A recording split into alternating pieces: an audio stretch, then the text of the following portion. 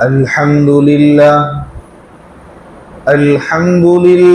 الذي كفى وسلام على عباده الذين اصطفى أما بعد فقد قال الله تبارك وتعالى في القرآن المجيد والفرقان الحميد أعوذ بالله من الشيطان الرجيم بسم الله الرحمن الرحيم وجاء إخوة يوسف فدخلوا عليه فعرفهم وهم له منكرون ولما جهزهم بجهازهم قال ائتوني بأخ لكم من أبيكم ألا ترون أني أوفي الكيل وأنا خير المنزلين إلى آخر الآية صدق اللہ العظیم۔ بزرگان محترم، میرے نوجوان ساتھیوں، کل آپ حضرات نے سنا تھا کہ یوسف علیہ السلام اور بادشاہ کے درمیان کیا وارتالاب ہوا، ان کے درمیان کیسی گفتگو ہوئی، اور یوسف علیہ السلام کی گفتگو سے بادشاہ کتنا متاثر ہوا، اور آگے چل کر آپ نے یہاں تک سنا تھا کہ یوسف علیہ السلام کے ذمے میں سارے اختیارات اب آ گئے، یعنی بادشاہ اب خالی نام کا بادشاہ ہے، سارا کنٹرول اور ہینڈلنگ یوسف علیہ السلام کر رہے ہیں۔ ان کی باتوں میں جب تعبیر کا معاملہ آیا کہ آپ نے جو یہ خواب کی تعبیر دیکھی ہے اور حالات آنے والے ہیں اس وقت کے 7 سال بہترین رہنے والے ہیں پیداوار کے اعتبار سے، اور 7 سال قحط والے رہنے والے ہیں، تو بادشاہ نے یوسف علیہ السلام سے مشورہ طلب کیا تھا کہ کیا انتظام کیا جائے کہ کیسے بچا جائے ان حالات سے۔ یوسف علیہ السلام نے ایک تو یہ ڈیمانڈ کی تھی کہ مجھے وزیر خزانہ بنا دو، اور عہدہ طلبی ہرگز مقصود نہیں تھی، عہدہ کے حقدار یوسف علیہ السلام نے اپنے آپ کو سمجھا تھا، کسی غیر کے اندر، اپنے علاوہ کے اندر یہ صلاحیت نہیں دیکھتے تھے، اور پوری قوم کا بھلا اس میں تھا کہ یوسف علیہ السلام اس عہدے پر فائز ہو۔ خیر، یوسف علیہ السلام وزیر خزانہ بلکہ اور بھی بہت سارے شاہی اختیارات ان کو حاصل ہوئے، اور انہوں نے ایسا نظام بنایا تھا کہ اس میں اہل مصر کے لیے اور بھی اللہ کی مخلوق کے لیے اتنا آرام تھا اور اتنی سہولتیں تھیں، اور ایسا منظم نظام بنایا تھا کہ رہتی دنیا تک اس کو لوگ یاد رکھیں۔ آتا ہے تفسیر کی کتابوں میں لکھا ہے کہ یوسف علیہ السلام نے جب قحط کے 7 سال شروع ہوئے ہیں نا، تو انہوں نے کھانا بند کر دیا، لمٹ کر دی کھانے کے اندر۔ جب لوگ کہتے کہ یوسف علیہ السلام آپ کے پاس تو سارے خزانے ہیں، سارے خزانوں کے مالک آپ ہیں، آپ نے کیوں کھانا کم کر دیا، پیٹ بھر کے آپ کھانا بھی نہیں کھاتے ہیں؟ تو یوسف علیہ السلام کا جواب سنیے۔ یوسف علیہ السلام نے کہا تھا کہ میں پیٹ بھر کے کھانا اس لیے نہیں کھاتا ہوں تاکہ مجھے قوم کی غریبی کا اور ان کی غربت کا اور ان کی بھوک کا مجھے احساس باقی رہے۔ تو انہوں نے کھانا کم کر دیا، اور شاہی باورچی کھانے کے جو ذمہ دار تھے ان سے بھی کہا قحط کے سال شروع ہونے کے بعد اب کہ ہمارے محل کے اندر بھی 2 ٹائم کا کھانا نہیں پکے گا، دوپہر کا کھانا بناؤ اور اسی پہ اکتفا کرو۔ اور ان سے بھی مقصد یہی تھا کہ ان کے دل کے اندر بھی یہ چیز باقی رہے کہ وہ امت بھی ہے پیچھے، ان پر کیا بیتے گی۔ تو یہ ان کا ذاتی عمل تھا، اس سے اندازہ لگا سکتے ہیں کہ کتنے نیک اور صالح اور خیر خواہ وہ بادشاہ رہے ہوں گے، وزیر رہے ہوں گے۔ خیر، انہوں نے نظام ایسا بنایا تھا کہ ان کو پتا تھا تعبیر کے نتیجے میں کہ پہلے 7 سال تو بہت خوشحال رہنے والا ہے، خوب بارشیں ہونے والی ہے، خوب پیداوار ہوگی. تو بادشاہ کو یہ بتایا کہ آپ ایسا کیجئے، جتنے بھی ہماری زمینیں ہیں اور ہمارے انڈر میں آتی ہے ان میں خوب کھیتی کیجئے، اس لیے کہ بارش تو بھر بھر کے ہونے والی ہے. جتنا ہم کھیتی کر سکتے ہیں، جتنا ہم کاٹ سکتے ہیں، جتنا ہم غلہ جمع کر سکتے ہیں، یہ بہت اچھا ہے.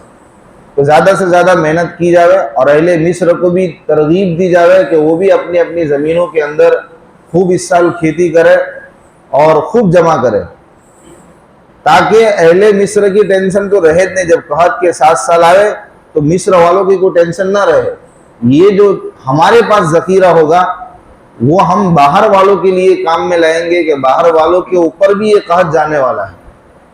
قریب قریب کے اطراف اور اکناف کے ملکوں کے اندر بھی اس کا اثر جائے گا، تو وہ بھی غلہ ڈھونڈتے ڈھونڈتے یہاں پہ آئیں گے. ان کا بھی انتظام ہمیں کرنا ہے، اور ہم اس وقت خلق خدا کے ساتھ ایسا ہمدردی والا معاملہ کریں گے، معمولی قیمت پر ان کو اس وقت غلہ دیں گے. ہم بھی زیادہ سے زیادہ جتنا جمع کر سکے اور پیداوار کر سکے، اس کے لیے ہمارے لیے فائدہ ہے. مال کے اعتبار سے بھی فائدہ ہوگا اور امت کا ایک بہت بڑا کام بھی ہو جائے گا. تو ایسا نظام بنایا تھا کہ مصر والوں کو تو ترغیب دی تھی کہ آپ اپنی اپنی زمینوں کے اندر کھیتی کرو اور اپنے لیے پانچواں حصہ جو کھیتی کرتے رہو، پانچواں حصہ نکالتے رہو، تاکہ جب قحط کے 7 سال آئے تو ان کی طرف سے کوئی فکر رہے نہیں. ان کا تو پرابلم پہلے سے سولو ہو جائے گا قحط کے سالوں کے. تو ایسا انہوں نے انتظام فرمایا. اور یہ قحط مصر تک محدود نہیں تھا، بلکہ قحط بہت دور دور تک گیا. کل کی تفسیر کا خلاصہ ہے کہ یوسف علیہ السلام کے ان کو سارے اختیارات مل گئے اللہ کے فضل سے. آج اب یوسف علیہ السلام کے بھائی اسی نسبت سے غلہ لینے کے لیے مصر پہنچیں گے. یوسف علیہ السلام سے ان کی ملاقات ہوگی، اس کا پورا واقعہ ہے. تو اس کی ترتیب یہی بنی کہ بھئی یہ قحط سالی پہنچتے پہنچتے کنعان میں بھی پہنچی. سرزمین کنعان بھی جو یعقوب علیہ السلام کا وطن ہے وہ بھی اس سے بچی نہیں، بلکہ قحط کا اثر وہاں بھی پہنچا. اور اس زمانے کے اندر یوسف علیہ السلام کا ایک نام ہو گیا تھا کہ کوئی بادشاہ ہے مصر کا، بہت خیر خواہ ہے اور رحم دل بادشاہ ہے، کہ جو ایسے وقت کے اندر بھی باہر والوں کو ان سب کو غلہ تقسیم کرتے ہیں. ان کا اپنا ایک نظام ہے، قیمتاً غلہ وہاں سے ہم وصول کر سکتے ہیں. تو یعقوب علیہ السلام نے اپنے 10 بیٹوں کو، بنیامین کو نہیں بھیجا، اس لیے کہ یوسف علیہ السلام ان سے جدائی ہو گئی تھی، تو اس کی وجہ سے اب سب سے زیادہ کلوز بنیامین تھے، سب سے زیادہ محبت ان سے تھی. تو ان کو بھیجنا گوارا نہیں کیا. باقی 10 بیٹوں کو جو بڑے تھے ان کو حکم دیا کہ آپ جاؤ مصر میں اور غلہ لے کے آؤ. جمع پونجی لے کے جو بھی ان کے پاس تھا وہ لے کے بھیجا کہ بھئی اس طرح تقسیم ہوتا ہے تو آپ وہاں سے لے کے آؤ. اور یہ بات بھی پھیل گئی تھی کہ بھئی ایک آدمی کو غلہ دینے کی ترتیب یہ ہے یوسف علیہ السلام کی، وہ بذات خود ان کی نگرانی میں غلہ دیا جاتا ہے، اس لیے کہ سب کو ساچبنا ہے. تو اس کی ترتیب یہ ہے کہ ایک کو آج کے ہمارے زمانے کے اعتبار سے 5 من کے قریب بنتا ہے کہ ایک اونٹ جتنا غلے کا بوجھ برداشت کر سکے گا اتنا ایک پرسن کو دیا جائے گا. تو یعقوب علیہ السلام نے اپنے 10 بیٹوں کو بھیجا تاکہ سب کا الگ الگ 5 من آوے نا. ایک کو بھیجتے تو پھر ایک کو 5 من ہی ملتا، ایک اس کا اونٹ برداشت کر سکے اتنا ملتا. تو 10 کو بھیجا. تو اس طرح سے ان کے بھائی اب یوسف علیہ السلام کے پاس پہنچتے ہیں. یوسف علیہ السلام شاہانہ انداز میں، اور اس وقت بادشاہ بن چکے تھے، تو ان کے سامنے آتے ہیں اور اپنے بھائیوں سے ملتے ہیں. اور کیسے ملتے ہیں اب اس کا تذکرہ سامنے. اللہ تبارک و تعالیٰ نے فرمایا وَجَاءَ إِخْوَةُ يُوسُفَ فَدَخَلُوا عَلَيْهِ فَعَرَفَهُمْ وَهُمْ لَهُ مُنْكِرُونَ. یوسف علیہ السلام کے بھائی آئے اور یوسف علیہ السلام سے ملاقات کی. یوسف علیہ السلام نے ان کو پہچان لیا اور وہ یوسف علیہ السلام کو نہیں پہچان سکے. کیوں نہیں پہچان سکے؟ جب کنویں میں ڈالا تھا، یا پھر ایک تفسیر کے مطابق ان کو قافلے کے ہاتھ فروخت کیا تھا، ان کی عمر کیا تھی؟ وہ تو کمسین بچے تھے. 7 سال کی عمر بتائی جاتی ہے. اب 7 سال، اور اب جب مل رہے ہیں تب یوسف علیہ السلام 40 سال کی عمر کو تقریباً پہنچ گئے ہیں. تو اتنا عمر کے اندر تفاوت ہو گیا تو پھر حالات بدل جاتے ہیں. رہتے رہتے انسان کی پوری شکل بھی چینج ہو جاتی ہے. بچپن سے کہاں میچ کھاتی 40 سال کی عمر میں. تو وہ تو اس لیے نہیں پہچان پائے. اور یوسف علیہ السلام ان کو پہچان گئے، اس لیے کہ ان کو جب یوسف علیہ السلام نے بچپن میں دیکھا تھا تو زیادہ تغیرات نہیں ہوئے تھے. تو اس طرح سے ملاقات ہوئی. اور یوسف علیہ السلام نے تفسیری کتابوں میں تھوڑا تفصیل سے بھی لکھا ہے کہ جب ان سے ملے ہیں تو ان سے اور زیادہ اطمینان ہو جاوے، اس کے لیے ان سے کچھ سوالات بھی کیے. جیسے عام طور پر کسی کے یہاں کوئی آتا ہے تو پھر خیر خیریت کے سوال پوچھتے بھی، آپ کا نام کیا ہے، آپ کہاں سے ہو، آپ مصر کے تو معلوم نہیں ہوتے ہو، آپ تو کہیں آپ کی زبان تو عبرانی لگتی ہے، آپ کہیں اور سے آئے ہو. تو اس طرح سے ان کے درمیان گفتگو ہی، باتیں ہوئی. تو باتوں باتوں کے اندر یہ ساری تفصیلات اور واقعات یوسف علیہ السلام سننا چاہتے تھے کہ وہ پورے کھل کے بیان کریں. تو باتوں باتوں میں یہ بات بھی نکلی کہ ہم آپ کے اوپر کیسے اعتماد کریں، آپ تو دشمن بھی ہو سکتے ہو، دشمن کے ساتھی بھی ہو سکتے ہو. تو کہا کہ نہیں ہم تو حضرت یعقوب علیہ السلام نبی ہے، ان کے بیٹے ہیں. کہ باتوں باتوں یہ بات نکلی کہ کتنے بیٹے ہیں، تو کہ 12 بیٹے تھے، ایک بیٹا تو جنگل کے اندر گم ہو گیا. حالانکہ گم کرنے والے اور ان کے ساتھ برا کرنے والے وہ بھائی تھے، لیکن کہ ایک بیٹا تو جنگل میں گم ہو گیا ہے. ایک بنیامین ہے، وہ ان کی یوسف علیہ السلام کی گمشدگی کی وجہ سے اتنے وہ صدمے میں ہیں کہ ان کی آنکھیں بھی چلی گئی تھی، نابینا ہو گئے تھے. تو اب اس جگر کے ٹکڑے کو اب چھوڑنا نہیں چاہتے تھے، تو اس کو نہیں بھیجا ہمارے ساتھ، اور ہم 10 آئے ہیں. تو یہ ساری گفتگو ہوئی. یوسف علیہ السلام نے پھر ان کا اعزاز بھی کیا، اور جان بوجھ کے اپنی پہچان نہیں کرائی اس وقت، اس لیے کہ وہ موقع نہیں تھا. وہ اسی وقت بتا دیتے کہ میں آپ کا بھائی ہوں، آپ نے میرے ساتھ ایسا کیا تھا. اللہ کو آگے یوسف علیہ السلام کو اور زیادہ نوازنا تھا، اور یعقوب علیہ السلام کی آزمائش بھی اور زیادہ مقصود ہوگی. اس لیے پوری ڈیٹیل اس وقت بایو ڈیٹا نہیں کھولا، بلکہ ایکسپریشن ایسے بھی رکھے کہ بھئی یہ تو کوئی الگ بادشاہ ہے اور یہ ان کے کو ملنے آئے ہیں. باقی یہ بھائی والا ابھی کوئی راز کھولا نہیں، بلکہ اس کو پردہ راز میں رکھا. تو اس طرح سے یوسف علیہ السلام کی بھائیوں سے یوسف علیہ السلام کی ملاقات ہوئی. وہ پہچان نہیں پائے، یوسف علیہ السلام پہچان گئے.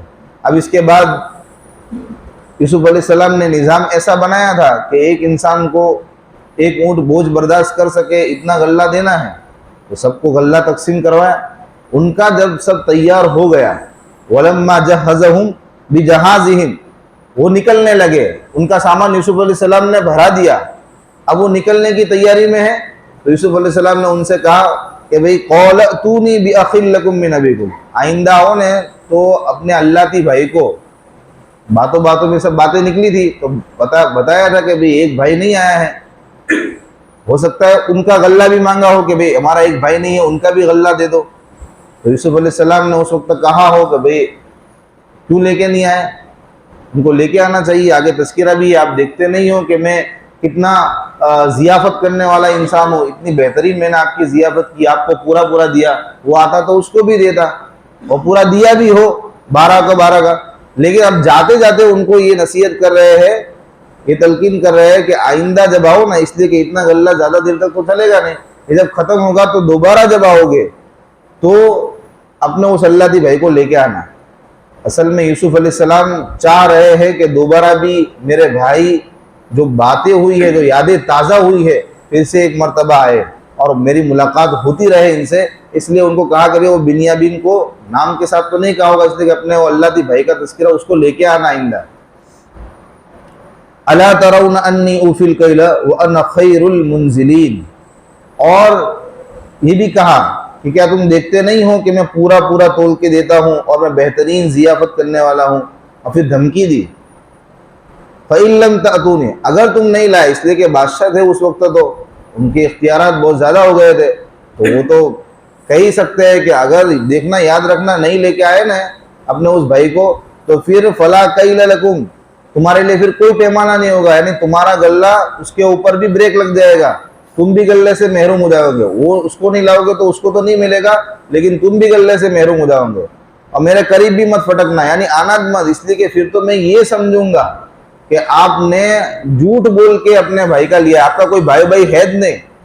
اس لیے اپنے بھائی کو دوسری مرتبہ آؤ تو لے کے جانا.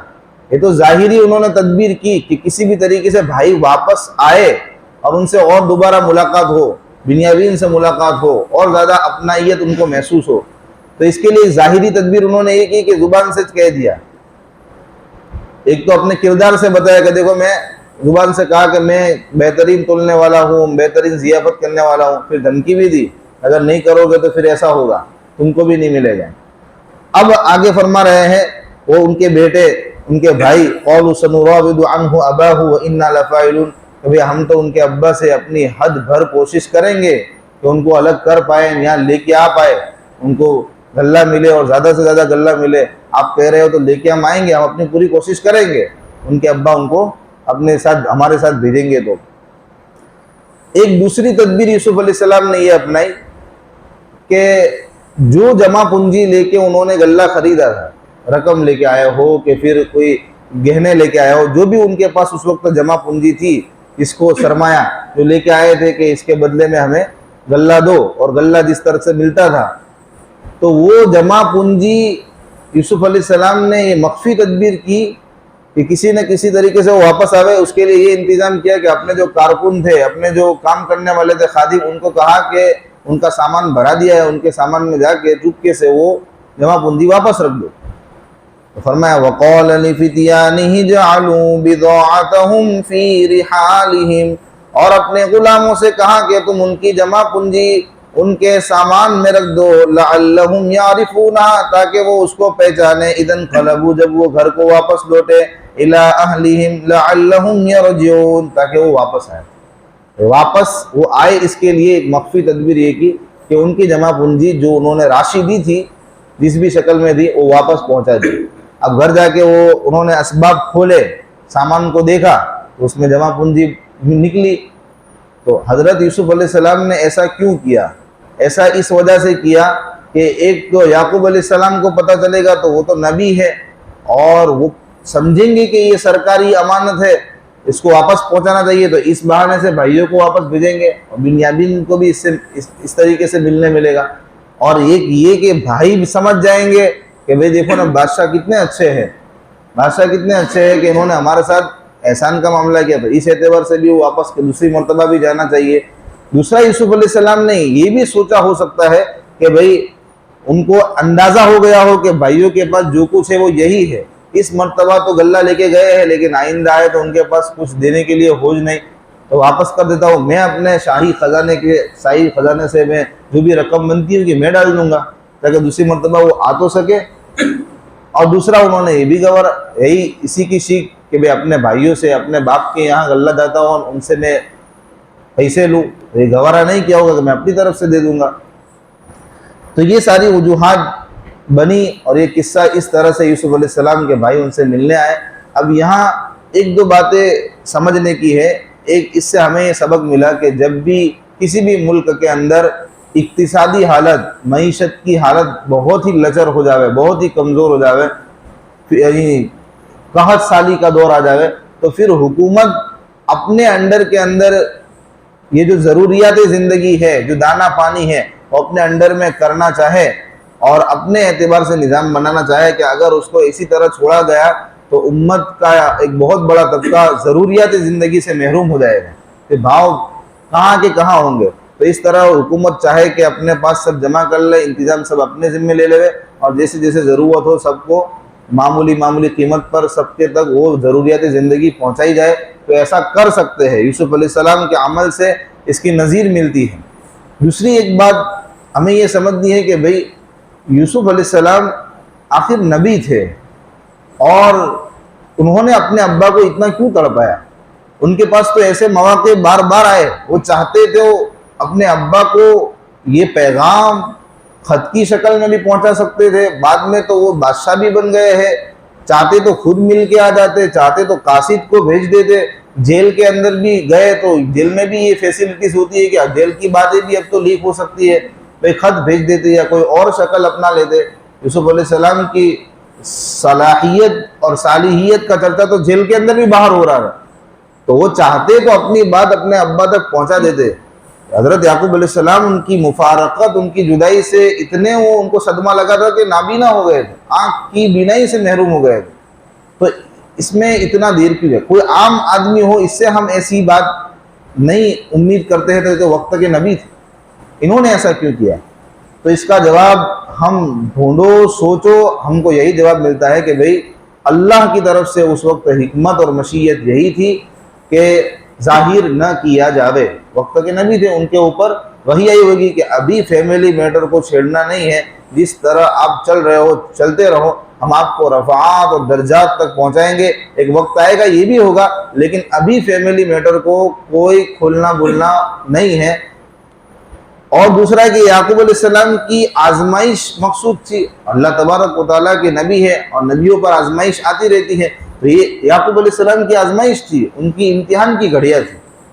اور یہ بات اگر ہم سوچنے جائیں کہ بھئی حضرت یوسف علیہ السلام بتا دیتے کسی نہ کسی شکل میں تاکہ یعقوب علیہ السلام کا دل تو ٹھنڈا ہو جاتا، تو پھر یعقوب علیہ السلام اتنا تو جانتے تھے، آگے کے واقعے سے ہم کو خبر پڑی ہے، اس کے بارے میں جاننے کو ملا ہے کہ یعقوب علیہ السلام جب ان کے تک یہ بات پہنچی، ان کے بیٹوں نے کہا کہ بھائی کو بھیڑیا کھا گیا، تب ان کا جواب آپ نے سنا ہو تو آپ کو اندازہ ہوگا کہ بھئی یہ تمہاری سب فتنہ بازی ہے، تم نے کیا ہے، کوئی بھیڑیا کھایا نہیں ہے۔ ان کو دل میں تو یہ بات معلوم تھی کہ یوسف کا مرڈر تو نہیں ہوا ہے، یوسف کو کوئی بھیڑیا نہیں کھا گیا ہے، کہ بھائیوں نے ان کے ساتھ کوئی بدچلنی کی ہے، وہ تو یوسف علیہ السلام جانتے تھے۔